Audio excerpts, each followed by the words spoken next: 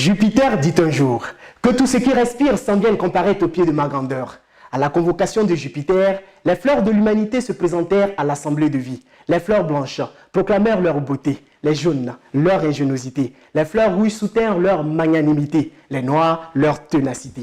À l'image de Jupiter dans la besace de Jean de La Fontaine, le fabricateur souverain laissa les fleurs de l'humanité dans le chaos comme étant le résultat de leur ego surdimensionné, de leurs différences et de leur singularité. Mais heureusement, par une belle journée ensoleillée, de prise de conscience de l'outil fédérateur qu'est la langue française, celle qui les ressemble et qui les rassemble, par une alchimie osmétique qui les dépasse, les fleurs de l'humanité se retrouvèrent comme un bouquet de fleurs pour célébrer la beauté et la richesse de leur unicité dans la diversité. Ainsi naquit la francophonie. Nous sommes francophones et dans notre intervention, nous nous appelons en premier lieu, sur le plan social et sur le plan économique, à un travail collectif pour une connectivité utile, à un système francophone en proie à l'insécurité face à un défi de développement durable équitable à l'ère du numérique.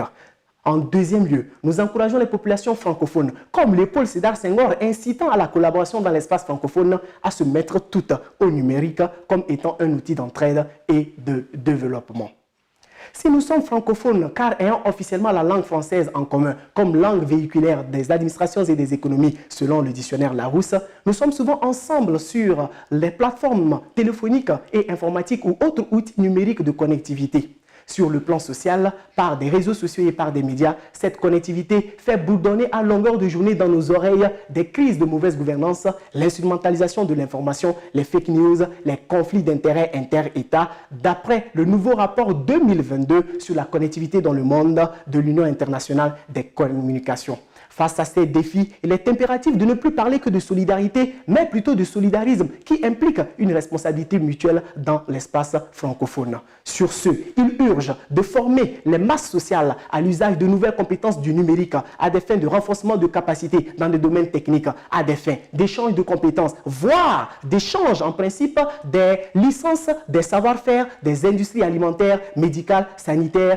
et militaires, comme le recommande l'étude intitulée « Le numérique, vecteur de transformation de compétences associatives » de Bastien Engelbach et comme le soutient le sommet des chefs d'État africains sur la sécurité et le développement durable qui s'inscrit dans les résolutions 2030 de l'ONU. Pour finir, nous sommes francophones en mieux par des échanges de compétences sur des plateformes d'automatisation et de digitalisation qui sont de véritables outils qui nous permettront d'être équitablement autonomes, développés et indépendants, car comme le dit Tom Alexander, la créativité et le génie ne peuvent s'épanouir que dans un milieu qui respecte l'individualité et célèbre la diversité. Je vous remercie.